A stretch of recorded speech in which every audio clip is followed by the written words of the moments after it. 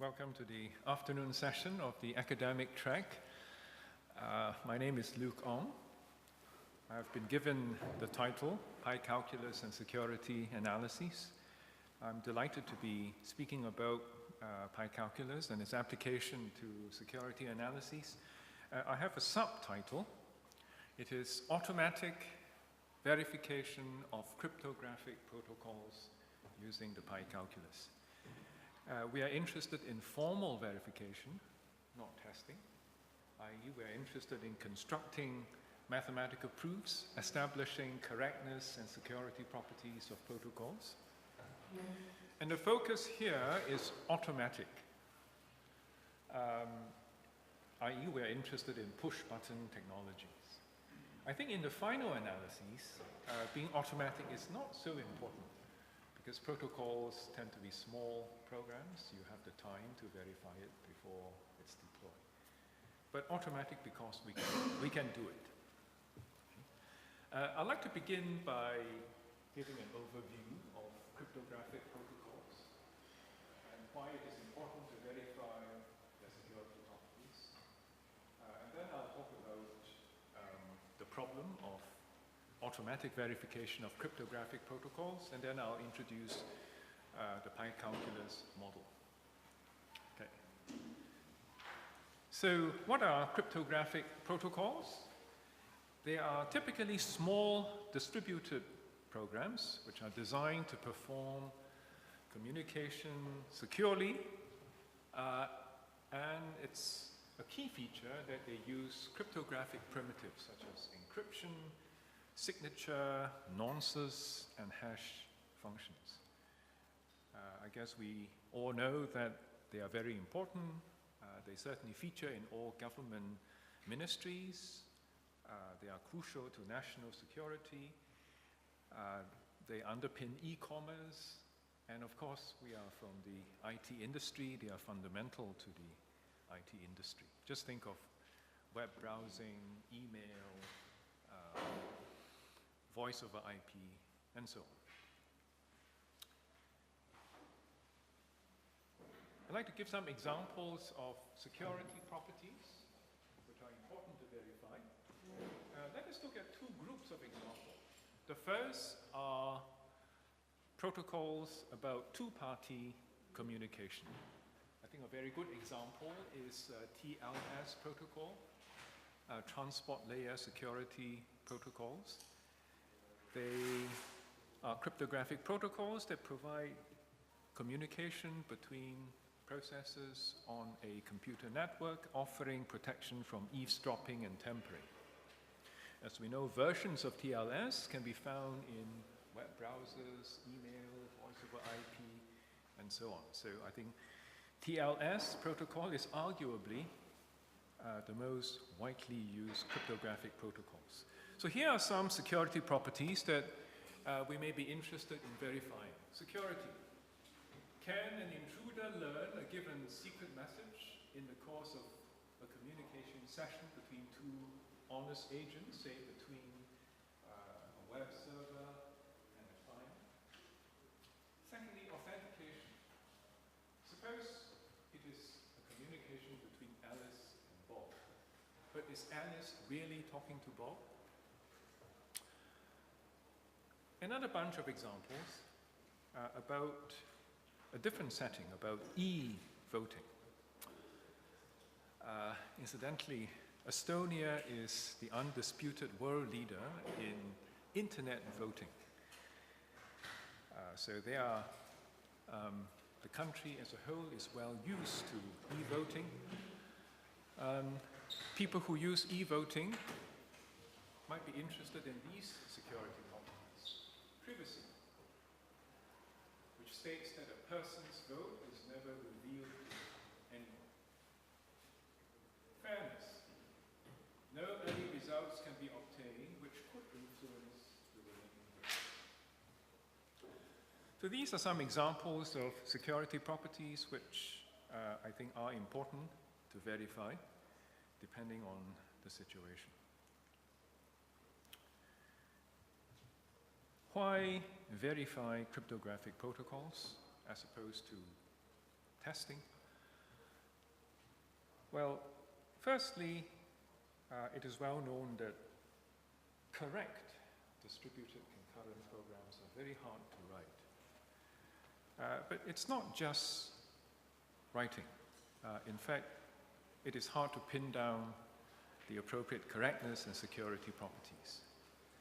Even if they are pinned down, it's hard to get the community to agree that these are the relevant properties.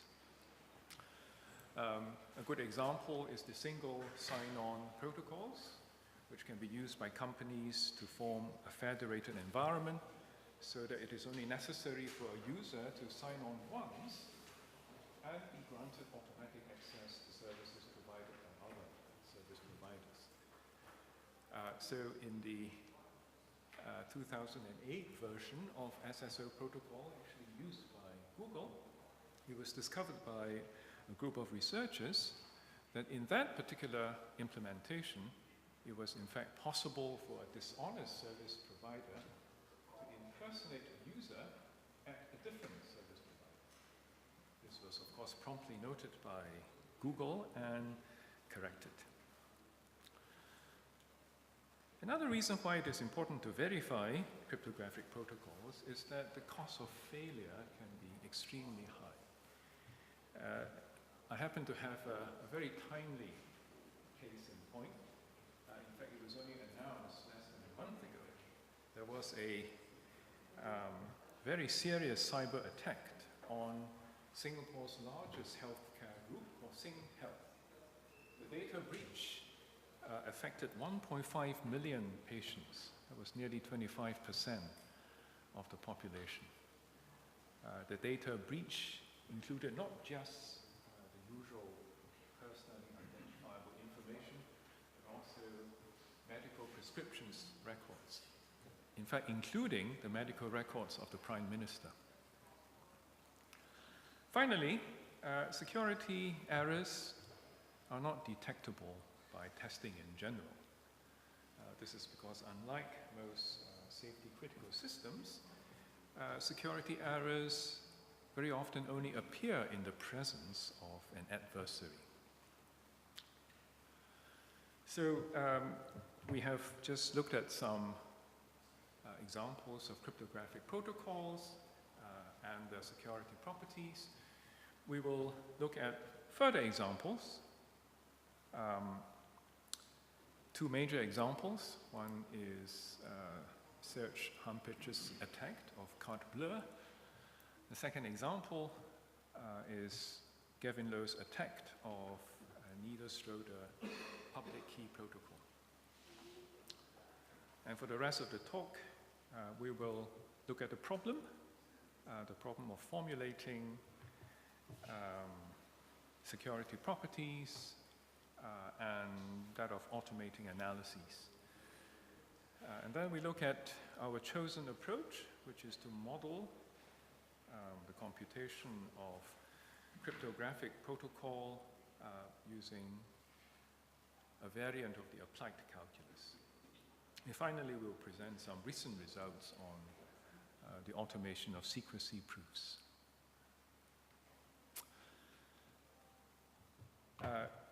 So a starter example, something which I'm sure we are all familiar with, a debit card payment protocol. We have a client who is ready to pay for his purchase. The client puts his debit card C in the point of sale terminal T. The merchant then enters the amount M of the sale. The terminal authenticates the debit card. The client is requested to, he enters his password. Now, if the amount M, let us say, is greater than $100 and M is less than the approved limit, then in, let us say, 20% of the cases, the terminal contacts the bank, B, and let us assume this is successful, the bank authorizes the transaction.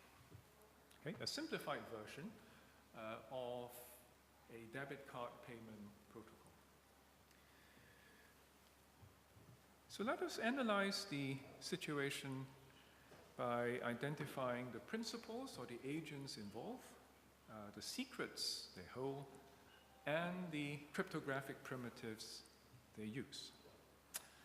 So in this case, we have the following agents: the bank B, the client CL, the card C, and the terminal T. The bank. Well, of course, the bank is in possession of its own private signature key, priv V. The bank, of course, knows, in fact, everybody knows, the public key of the bank, which can be used to encrypt some data. And in this case, the bank B and that particular client C, they share a symmetric key uniquely. So this secret is shared by only two agents, the bank and the client C. Let's call that KBC. The debit card C. Well, of course, the debit card contains in it some data, such as the name of the cardholder, the expiry date, and so on. The card also contains a signature of this data, which is created by first hashing the data and then using the private key of the bank to encrypt it. So this piece of encrypted message can be decrypted using the public key of the bank. And finally, the card C also contains this symmetric key. The terminal key, the terminal key has in it the public key of the bank. So here is a more detailed presentation of the payment protocol. I'm going to use some quite standard notation. C arrows T colon M means C sends T the message M. So this payment protocol is organized into 3 stages. In stage 1, the terminal T reads the debit card. The question is C a genuine card? Well, to answer this question, the card C sends to the terminal this message consisting of the data contained in the card, as well as an encrypted message containing the hash value of the data. Second stage, terminal T then asks the client for the password. Now, the question being answered is CL, is the client, the rightful owner of the card? So the protocol proceeds as follows. The terminal makes a request to the client, and you let me know your password. The client keys in the password 1234, and let us say it is correct. So the card sends the message to the terminal. Okay, so now we know that the client is the rightful owner of the card. Finally, terminal T requests authorization from the bank B. So the rest of this dialogue is about answering this question. We now know that the card C is genuine. We know that the client is the rightful owner of the card. But is the client in good standing with the bank B? For that, we need some timely communication between the terminal and the bank. It begins by terminal sending a message to the bank, and you authorize this transaction. The bank then generates a nonce. A nonce is typically a random number which is generated just to make sure that some old communication cannot be used to cause a replay attack. So the bank sends some freshly generated random number to the terminal. The terminal then passes this number on to the card. Now the card uses this symmetric key shared only between the card and the bank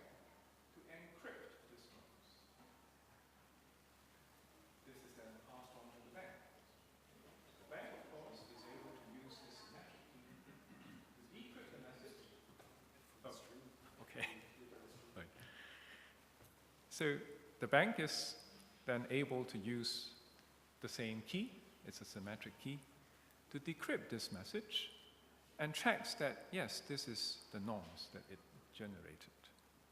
The bank is then able to send the message OK to the terminal. Okay?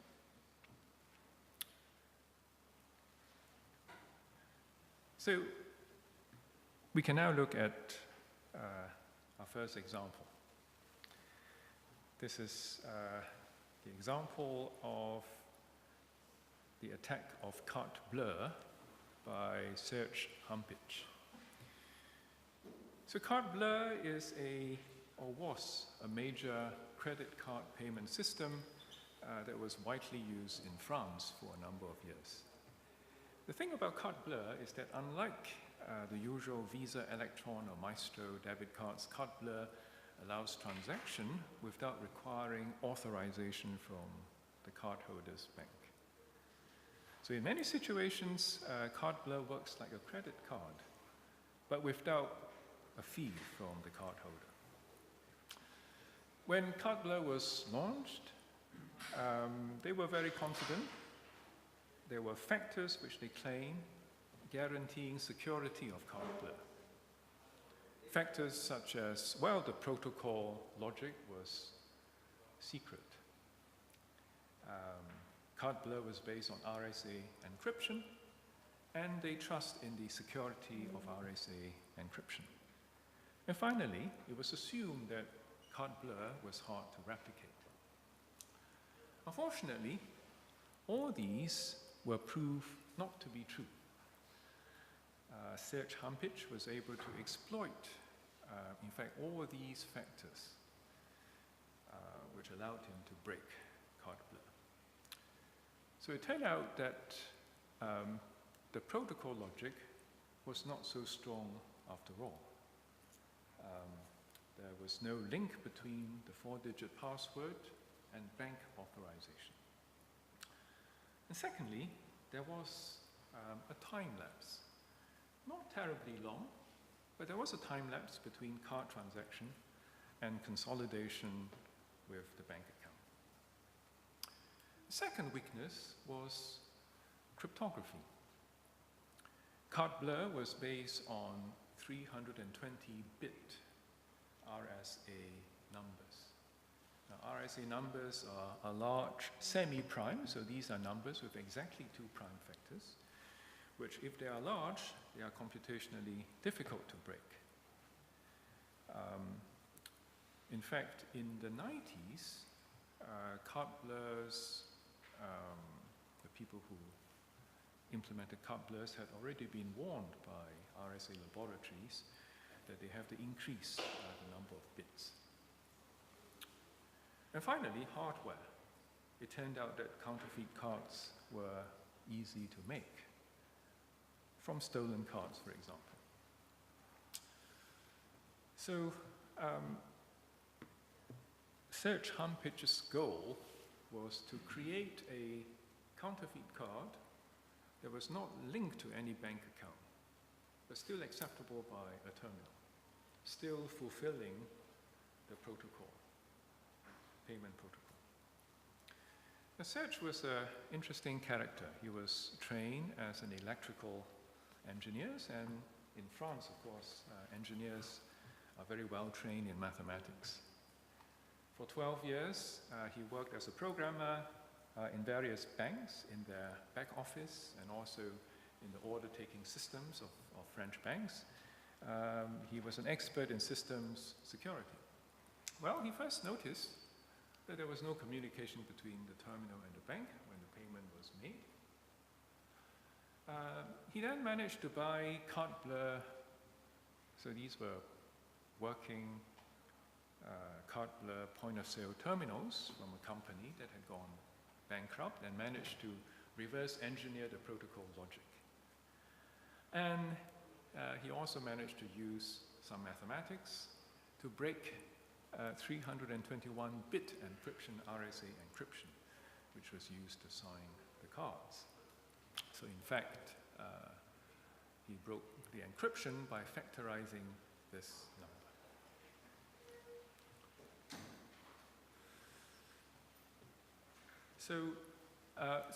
This was what Search Humpage did. He used a counterfeit card C prime. He was able to construct this message. So XXX is data on the card. Because he was able to break the encryption, he could encrypt the hash value of the data using the private key of the bank. This card had a genuine password, so he passed the password test, and he fulfilled the requirements of the payment protocol. So Humpage then tried to negotiate payment from the banks because of what he did. But it was a sad story. At the end, he was outmaneuvered.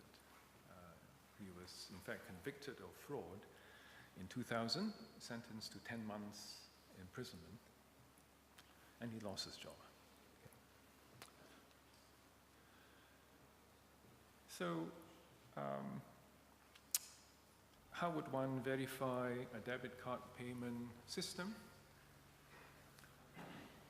Well, first, it is impossible to model every aspect of the protocol, as well as all possible behaviors of the adversary.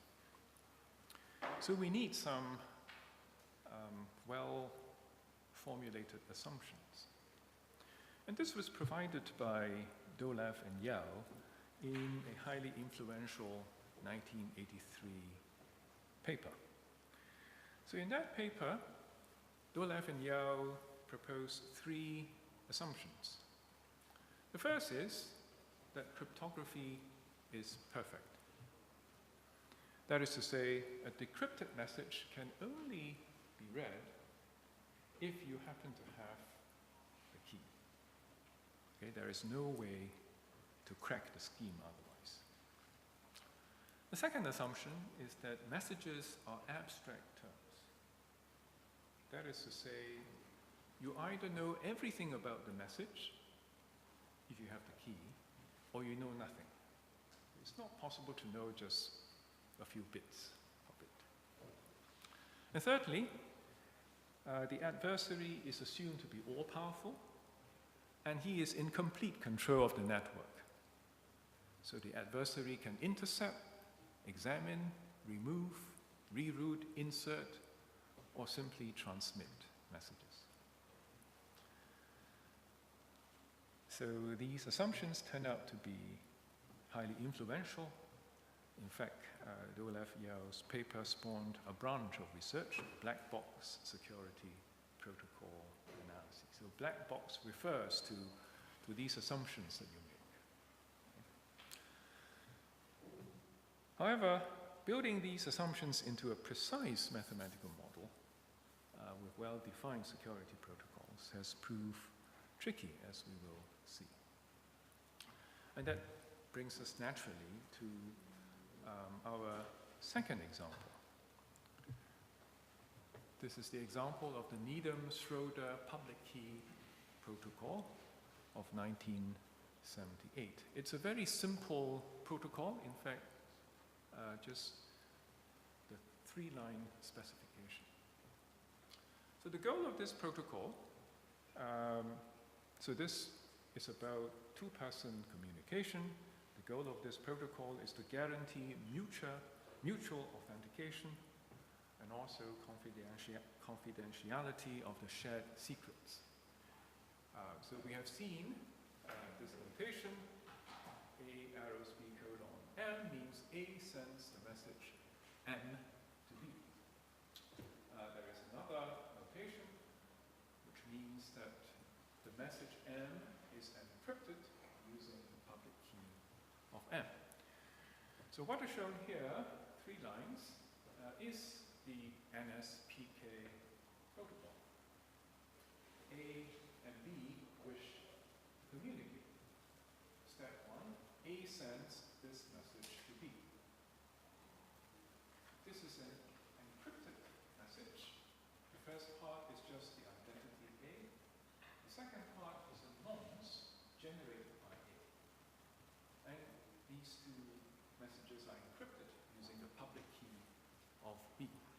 Okay, so this encrypted message can only be encrypted by B. This is the assumption. Now B, upon receipt of this encrypted message, decrypts it. He extracts the nonce produced by A. B then generates a nonce of his own, and so B, this pair of messages are then encrypted using the public key of A. This encrypted message is sent by B to A. So A is able to decrypt this. He extracts the nonce generated by B. He encrypts it using the public key of B, and this is sent on to B. Okay? Some questions. First, is the nonce n sub B secret between A and B, i.e. nobody else is able to find out this nonce? Secondly, when this message was received by B, did it actually originate from A? Now, NSPK protocol was proved secure, meaning that these two properties, mutual authentication and confidentiality, were proved to hold using a specially developed logic, which has come to be known as the band logic in 1989. And then some 17 years later, there was a breakthrough result. An attack of NSPK was found by Gavin Lowe, despite this logic.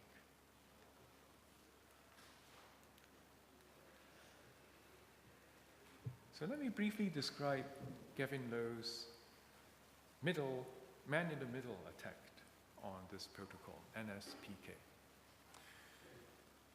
So the idea is that there is a third party, there is an agent who behaved dishonestly.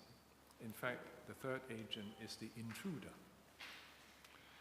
And the attack works by interleaving two sessions. Okay, so we'll look at the attack in greater detail. So A wants to communicate with B. Okay? So A sends a message to some agent, I, thinking,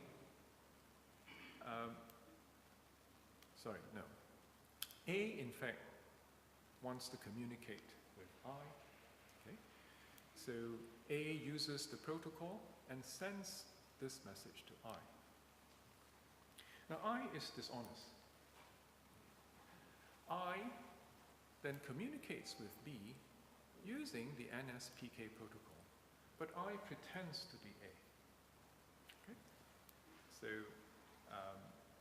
I uses the nonce generated by A, which is encrypted using the public key of B. So B follows the protocol, sends a new message, encrypted message, containing a nonce specially generated for this purpose. I simply passes on this message to A. Now A is able to use his private key to decrypt this and extract the nonce of B, which is then passed on to I. Okay. I decrypts this, extracts the nonce, and passes it on to B. So when B completes his session, he thinks that he had communicated with A. In fact, A and B have never actually communicated according to the protocol. So this violates the first goal. This violates mutual authentication. Secondly, after this session, the intruder comes to learn of the norms generated by B. So this violates the second security property, that of the confidentiality of shared secrets. Question? Yeah. Why would A try to communicate with I? Why would he pass private information to I using the public key of I? I is dishonest. Maybe I is interested in finding out these norms, N of B.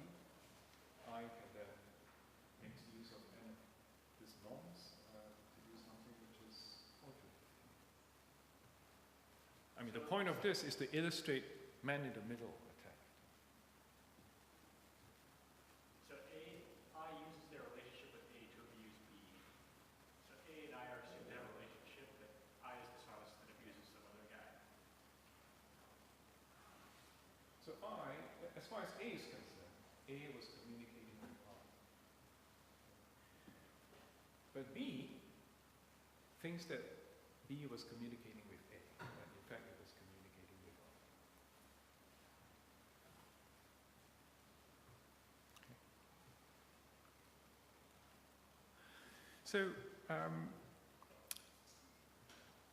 despite the proof of authentication using Band's logic, Lowe claimed to have found an attack on NSSK.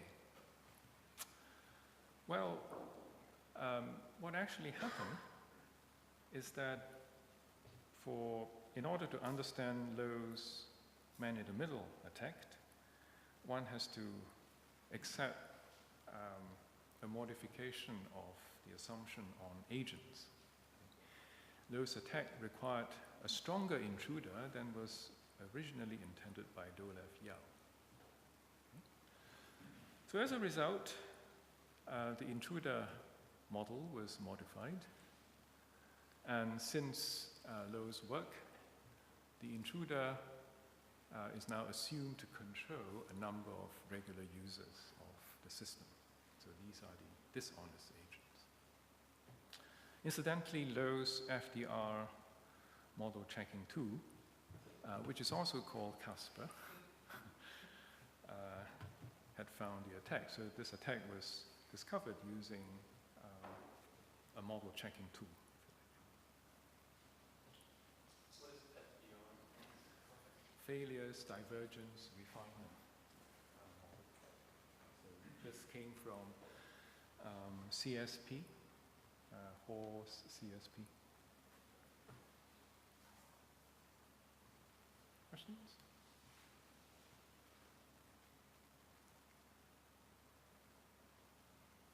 Okay, so I think I'll skip this.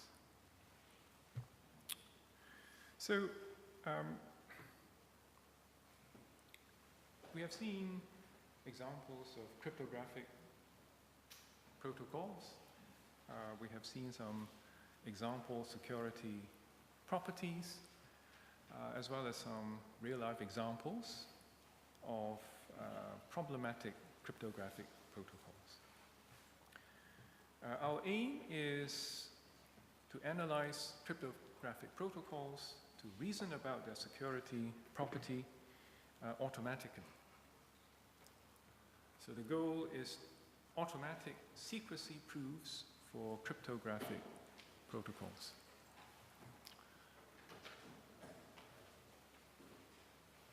So if we view the computation of a cryptographic protocol as a state transition system, then secrecy means that leaks can never happen.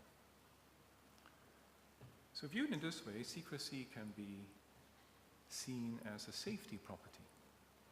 Safety property has the shape that something bad can never happen, so the bad thing corresponds to the leaking of a secret.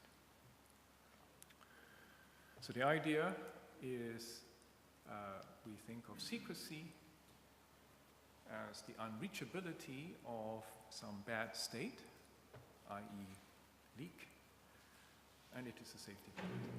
Our assumptions. Well, we adopt the Doloff-Yao assumptions on the intruder or the adversary, and we want to model the protocol computation using a variant of the so-called applied pi calculus.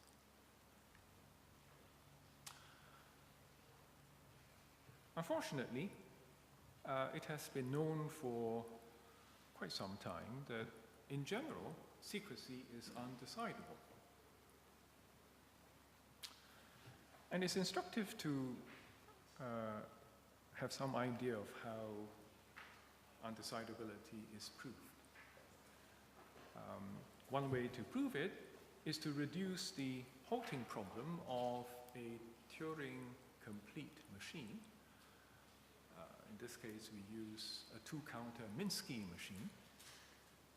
It can be proved by reducing the halting problem of 2CM to the decision problem secrecy. So what is a two-counter Minsky machine? Well, this is a machine that has finite control and has memory in the form of two unbounded counters of numbers. Okay, they must be non-negative numbers. So as basic actions, this machine can increment or decrement the counter, and also to check for 0 of each of the counters.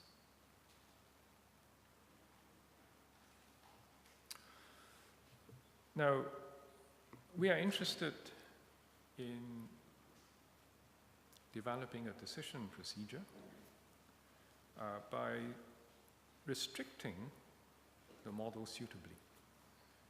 For this reason, it is instructive to unpack the undecidability proof a little and think about how we might encode a counter value in a protocol. So just a reminder, here Z and A, think of them as nonces. This means that we encrypt Z using A as the key. Okay. So one way by which we can encode a counter value is to exploit message size. So what we have here is a non-set encrypted repeatedly using A as the key. Okay, so the number of encryption encodes some numeric value. Here is another way by which we can encode counter values, by exploiting nonces, in fact, chains of nonces. So what is shown here, Z, X1, X2, and so on, are nonces. We have a chain of them satisfying the following chain property. The key which is used to encode the first message is itself encoded using X2. X2 is itself encoded using X3, and so on and so forth. We do this K times. Okay? Now, if we want to obtain a decision procedure, then we have to somehow finitize the situation. We can address this condition by, for example, fixing a maximum size of message. We can address this phenomenon by, for example, restricting the number of nonces or restricting the number of sessions. But we do not want to do this because this would be too restrictive. So next we will look at our chosen model. We want to use a simple variant of the so-called applied pi calculus with symmetric encryption to model protocol and its computation. So here is a version of the so-called applied Pi calculus, augmented with symmetric encryption. Okay? In fact, this is the definition of a version that we use. So let me just point out some interesting constructs. There are three syntactic categories: messages, processes, and actions. So what are the messages? A message is either a name, or it is a pair of messages, or it is an encrypted message M using the message K as key. Okay? What about processes? Now, in fact, these are just slight variants of the standard Pi calculus. A process is either the zero term, or it is a restriction term, or it is parallel composition of two processes, or it is a message output to the environment. Okay. So here we assume that message which is output to the environment is persistent and stays in the environment forever. And to model recursion, we have Pi terms which are defined by recursion. And finally, the actions. An action is either a process which is prefixed with an input prefix. So this is similar to the Pi calculus input prefix term. The only difference is that this prefix term is, the input is mediated by a pattern matching mechanism, which is useful. An action can also be a guarded choice of action. Okay? Finally, we use a standard form. So a process can always be expressed in this form, modulo structural congruence. So what does this form look like? Well, it's a restriction term in which you have a bunch of things which are put together by parallel composition. You have some messages which are in the environment and therefore assume known by the intruder.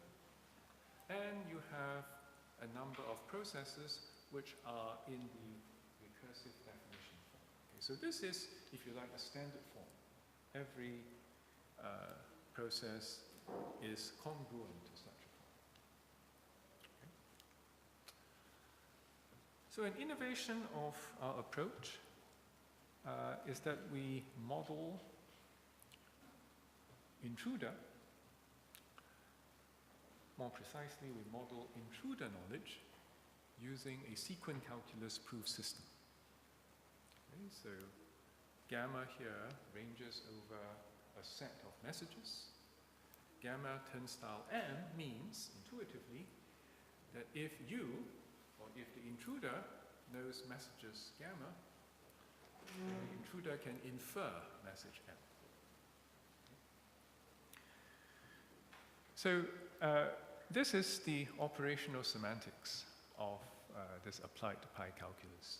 Just one rule, but because it is one rule, it is also a little bit involved. Okay? So this one-step reduction is where the reaction happens.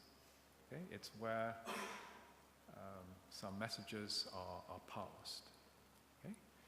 So we start from a configuration. So every process is congruent to such a form. And let us say we have a bunch of processes, a set of processes gamma in the environment. And we are interested in a particular process in recursive definition form. Okay? And Q is this guarded choice with an input prefix. So suppose in this configuration, suppose for some messages M, and for some intruder-generated fresh name C, this message is inferable. Now, this message is obtained by a substitution of this N, and N is the pattern matching term here. Okay? Now, if this is the case, then the reaction can take place. So after the one-step reaction, notice that the messages M are passed on. In fact, they replace every free occurrence of X in P prime. Okay? So this is the operational semantics, which is in fact adequate to model protocol computation.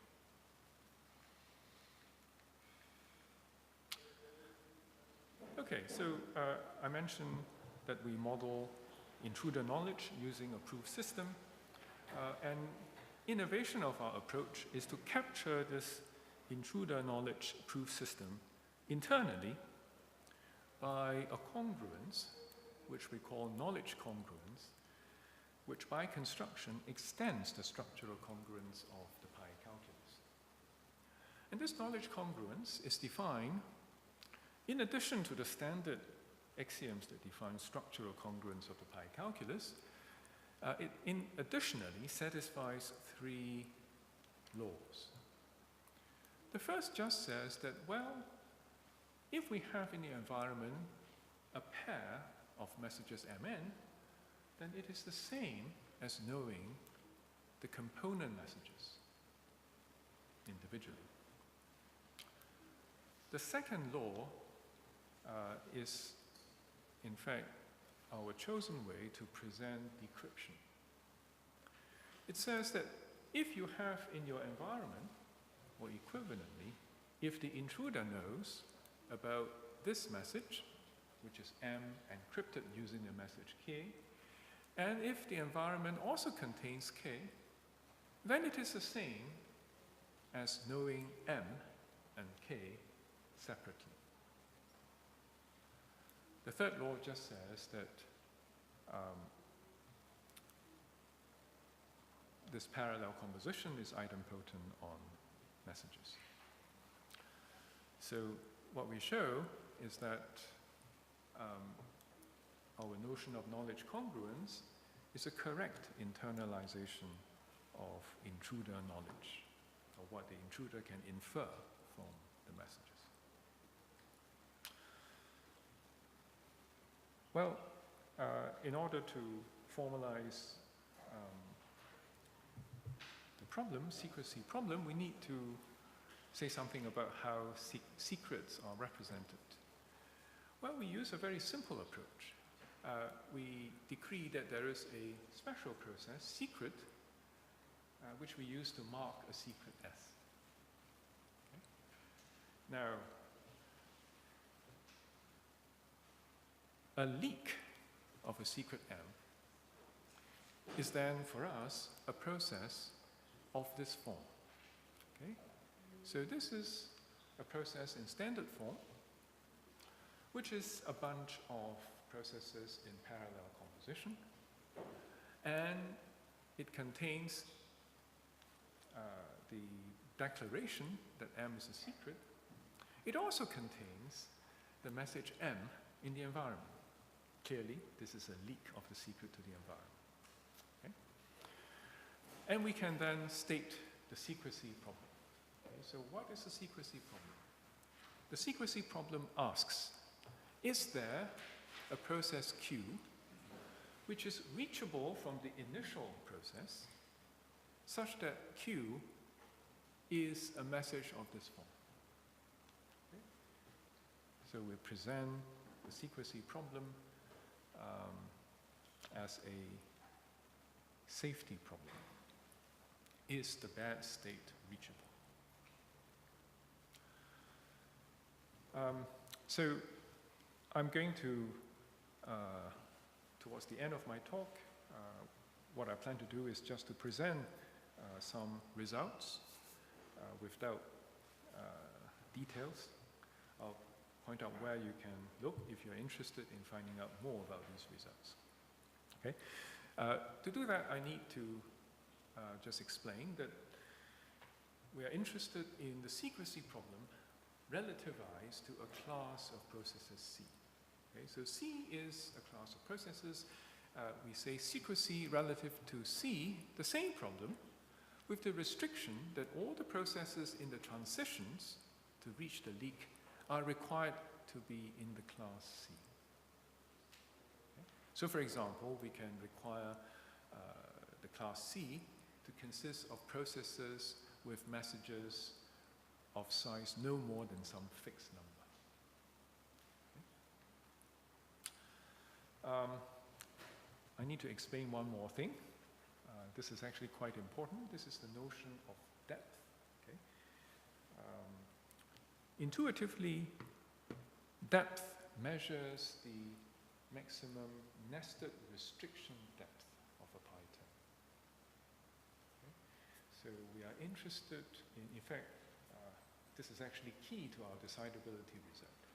We consider those processes which have a priori bound, say 5. Okay? So we consider all those processes such that if you look at all the processes which are reachable from it, all these processes have restriction depth no more than 5. Okay? So this is key.